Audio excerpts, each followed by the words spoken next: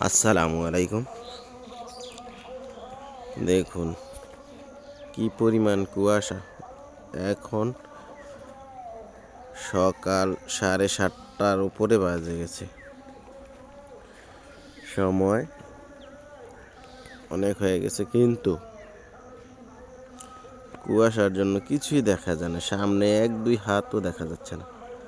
প্রচণ্ড পরিমাণে কুয়াশা।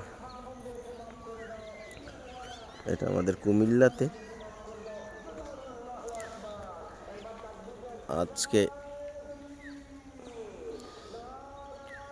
প্রচণ্ড কুয়াশা। অন্য কোন কোন এলাকায় কুয়াশা পড়ছে কমেন্টে জানাবেন।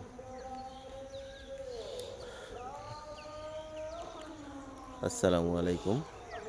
সকালের পরিবেশটা দেখালাম, দেখুন একটু। দেখুন